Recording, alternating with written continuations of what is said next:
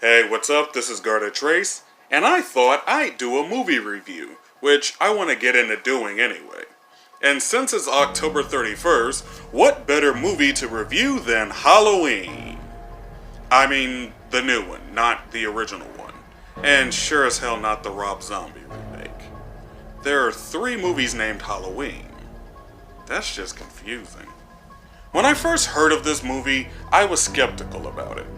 This movie is a direct sequel to the original movie from 1978 and ignores every other Halloween movie in existence.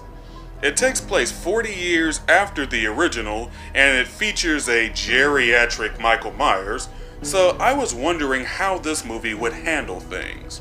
Though I went in it with an open mind and decided to give it a shot. I gotta say, it was much better than I thought it would be. This movie wipes the slate clean and ignores all of the Halloween sequels, which is good because they all suck. Although I personally do like Halloween 2 and Halloween H2O, the Halloween sequels are generally bad and do deserve to be ignored, especially Halloween 3, which didn't even feature Michael Myers. Fuck that movie. So this new Halloween does to the previous sequels what Superman Returns does with Superman 3 and 4. Erase them from the continuity. This movie starts off showing an old Michael Myers in an insane asylum as he was arrested after the events of the first movie and has been locked up for 40 years. 2 podcasters come to interview Michael and even show his old mask, but he seemingly doesn't respond. They later go to interview Laurie Strode as she was traumatized from the events of the first movie, leading to her being obsessed with preparing for Michael Myers' return to the point of being deemed an unfit mother and having a strained relationship with her daughter. Later, as Michael Myers is being transported to another facility, the bus crashes and he escapes. Then the 2 podcasters go to a gas station and Michael shows up to kill them and recover his masks. Laurie learns of Michael's escape and goes to protect her family, though her daughter thinks she's crazy. However, her granddaughter is willing to listen and wants to get to know her grandmother. Michael returns to where it all began and terrorizes Haddonfield, Illinois as he did 40 years ago, and only Laurie is prepared to stop him. This movie understands what made the original Halloween so good in the first place. Subtlety.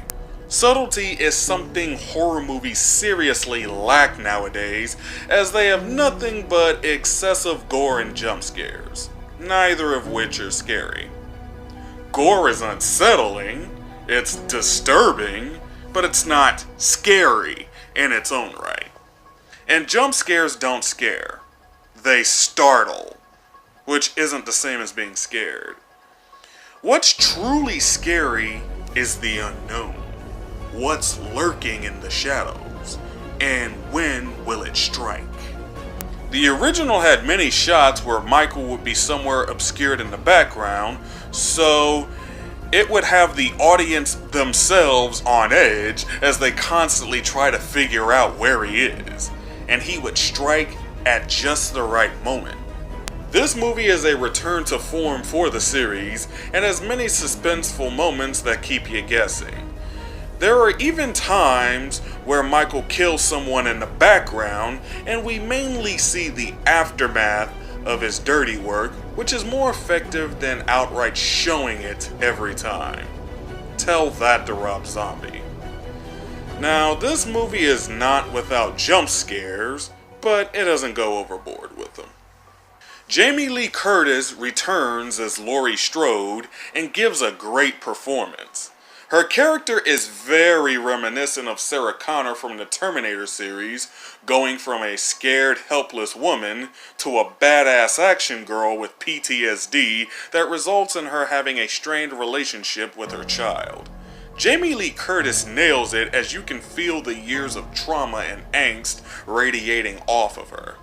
The original Michael Myers, Nick Castle, returns in this movie and shows that an old Michael Myers is no less intimidating than when he was younger. Everyone else's performances are rather mixed, as no one else in particular stands out all that much, and Judy Greer sometimes has awkward line delivery. Though there is a funny exchange between a black kid and his babysitter, there's nothing else to note, although nothing is outright terrible.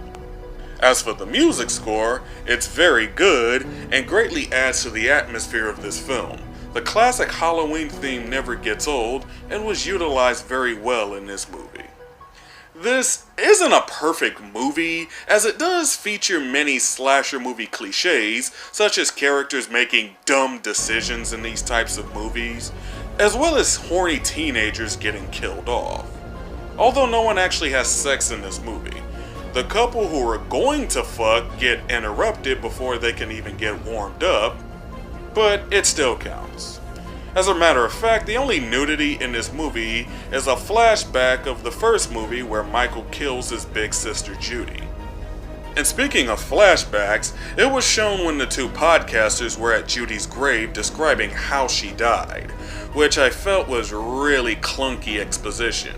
The characters already know that, so it's really for the benefit of the audience. However, most of us already know that as well. So it's one of those as you know situations, which is the worst way to tell exposition. And there's a scene in the middle of the movie where Michael kills random people for no reason. Although the scene is shot impeccably well, as it's one continuous shot with no cuts or edits, and has the Halloween theme playing in the background adding to the experience, I still question why he bothered to kill these people, as they weren't in his way or connected to Laurie in any way. If you remove this scene from the movie, although you'll lose a well-shot scene, it won't have any impact to the story. And the movie has a very sudden ending. Though the climax was very good and had me on the edge of my seat, the movie has a very abrupt ending which raises more questions. Now, it's obvious Michael Myers didn't die in that trap, so sequels to this movie are definitely coming. At the end of the credits, you hear Michael's heavy breathing, implying he's still alive, but there's no post-credit scene. This movie doesn't spend so much time sequel baiting like so many movies nowadays do, and it does feel like its own self-contained story. This movie does so many things right, its flaws are forgivable, and it's the best slasher movie to come out in recent years. And as for the series, this is definitely the best Halloween sequel bar none. And even though you know there will be more sequels, and they won't be as good as this, that doesn't ruin this film in any way, as it's a good movie in its own right and shows that modern day slashers can be good. I give it an 8 out of 10. What do you think of this movie? Also, do you like this style of review? Be sure to let me know in the comments. Also, like and subscribe for more content. That'll be all she wrote. Have a good day, everyone. This is Trace, signing out.